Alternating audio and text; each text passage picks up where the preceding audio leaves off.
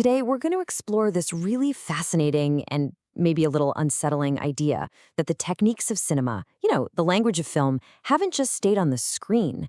It seems they've kind of leaked out and become the operating system for our daily lives. So let's unpack how exactly that happened. You ever get that strange sensation that you're on a stage? That feeling that you're being watched or that your life is somehow being produced for some unseen audience? It's a feeling a lot of us share, right? Almost like we're living in our own personal version of The Truman Show. Well, as it turns out, there's a reason for that. All right, to really get to the bottom of this, we're going to walk through 4 key ideas. First, we'll look at how our whole idea of intimacy and media has changed over time. Then, we'll dive into the cinematic words we've started using to describe reality. After that, we'll see how this whole production becomes automated. And finally, and this is the important part, we'll explore how you can start to design your own boundaries. Okay, let's kick things off with the evolution of distance. This is all about how our relationship with the people on our screens has completely transformed, from the untouchable, larger-than-life stars of old Hollywood to the always-on personalities that fill our social feeds today. So, the central concept we'll be working with is called lens film.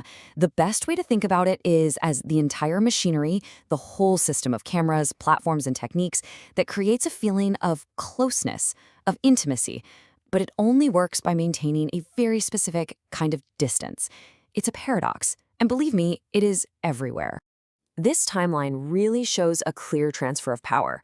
Over on the left, you have the studio era, where lens film was totally in the hands of major studios.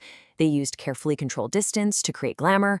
Then, in the middle, the paparazzi showed up and just punctured that distance to sell us something that felt like reality. And now? Well, now we're on the right, in the platform era, where that whole dynamic has been inverted. We are the ones performing, often for an audience of, well, ourselves. Let's break that down a bit more. In the studio era, everything was scheduled, filtered, and perfectly framed. This managed gap is what made stars seem so untouchable. But the paparazzi completely flipped the script. Their whole game was unauthorized intimacy, that grainy, off-guard photo that felt like hard evidence, like you were finally seeing the real person. And that taught us all to value the behind the scenes as some kind of higher truth. And that brings us right to today, the platform inversion. Social media basically takes this entire process and industrializes it. We don't need a third party anymore to capture the real moment because the subject, and that's us, has become the producer. The platforms themselves are built on this idea that continuous self-disclosure is what earns attention, and that turns our lives into content. So if we're living in this new reality where we're all producers, we've needed a new language to even talk about it. And where did we find it? The movies. Cinematic ideas are no longer just for analyzing films, they've become the actual vocabulary we use to make sense of our own lives. Just look at this. It's amazing how these common movie tropes map directly onto a technical process. Gaslighting, for instance, isn't just a plot device anymore. It's a lens film operation we can call dimming and amplification.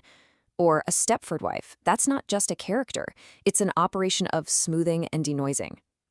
Every one of these ideas from film has a technical parallel that is actively shaping our digital experience. Let's take a closer look at that one. The trope of the Stepford wife, right? It describes that creepy, uncanny perfection that makes you feel like a real complex person has been replaced by a polished, compliant, and totally predictable program. So as a lens film operation, this is what's called smoothing and denoising. It's that constant pressure to remove all the messy parts of yourself, to sand down all the rough edges and get rid of the noise, until what's left is a clean, on-brand, algorithm-friendly persona.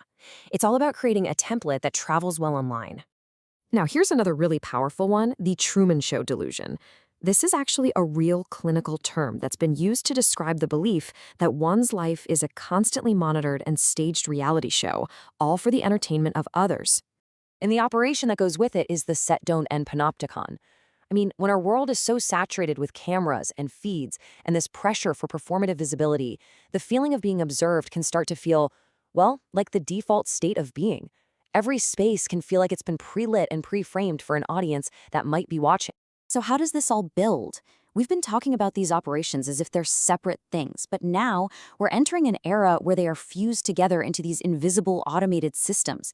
The apparatus is learning from us, and it's learning how to hide in plain sight. This is the idea of the composite.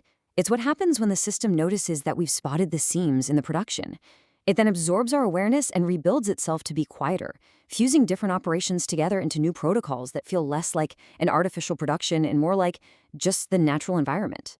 So, for example, take the operations of smoothing and activation. Smoothing, as we said, creates that predictable, easy-to-read persona. Activation makes that persona easy to trigger with a cue or some kind of incentive. And what's the result? The perfect identity for a platform, a callable persona, one that is both totally consistent and can be reliably switched on by the system itself. Or think about this combination, looping and branching. Looping is how recommendation systems train our habits, just through repetition.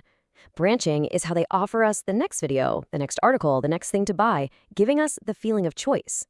The result is what the source calls a perpetual A-B life, a state where we feel like we're making all these decisions, but we're actually living inside a system that's designed to refine and optimize our own predictability.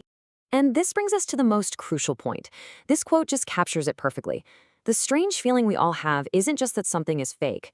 It's this much deeper, much more unsettling feeling of living inside a production that is intelligent. A production that has learned from all the times we've noticed the strings and has gotten better and better at hiding them. So, what do? I know it can feel pretty overwhelming, but this final part is all about taking action. It's about consciously designing boundaries and asserting our right to have experiences that are not constantly being optimized by some outside system.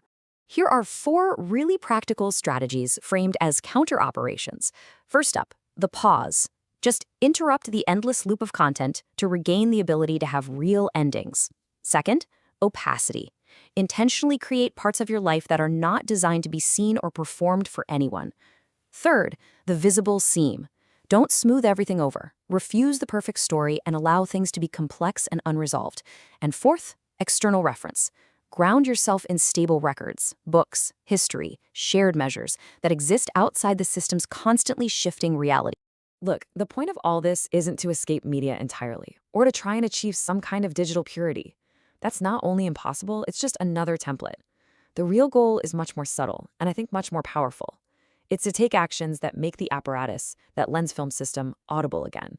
To hear its hum, to see how it works, and in doing so, regain a real measure of choice. So, I'll leave you with a question to think about.